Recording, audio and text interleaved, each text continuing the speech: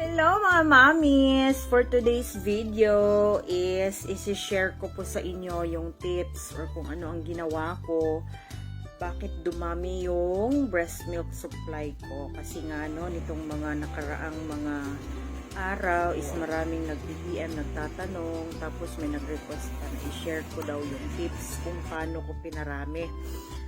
Sige, pagbigyan. Char. Hindi.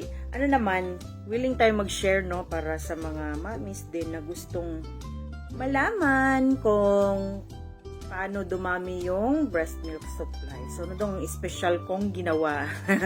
Nag-magic. Hindi. Ay, magkibong din na ha.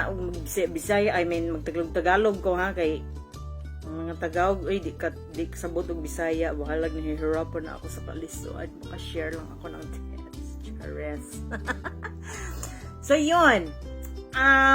Unang tanong is, pure daw ba sila na breast milk? Sa ngayon, is pure na sila na breast milk, pero nung mga 2 months, nakatikim din sila ng formula. Bakit? Kasi nga, naka-encounter ako ng challenge na sa breastfeeding na hindi rin siya ganun kadali. Kasi yung nipples ko, nagkasugat-sugat. May nipple sore ako na alam mo yun, nakikita mo na yung hiwa dahil sa sugat. So yun, kaya nagpa-backup ako ng formula para may makain yung kambal. Kasi nung time na yon wala pa akong stash. Meron na sana mga 30 bags pero naubos din nila. So yun, since yung goal ko nga is 100% breast milk, so, I decided na una kong ginawa is mag-Magic 8. So, ano ba yung Magic 8? Magic 8 is 8 times a day. A day, meaning 24 hours kang magpapump. So, hindi ako nakontento sa latch lang.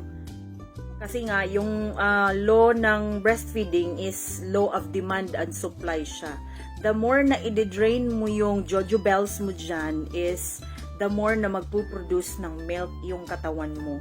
So, hindi siya, yung engorgement, alam niyo yung naninigas yung jojobells niyo dyan. So, hindi siya indication na marami kang gatas. So, yun ang dapat na iwasan, na hindi mag-engorge ang jojobells mo kasi nakakalow ng supply yung engorgement. So, yun. Hindi, madali daw ba? Hindi, oy. Anong madali sa 8 times na kahit sa gabi, madaling araw, nagpapump. Yeah. So, yun ang una kong ginawa. Anong special na ginawa ko? Wala, yan lang. Magic 8, tsaka power pump. Tapos, stop muna natin to. Next mini vlog ko is yung, yung mga kinain. May mga kinain ba akong special na para dumami. So, kita-kits sa next video. Babush!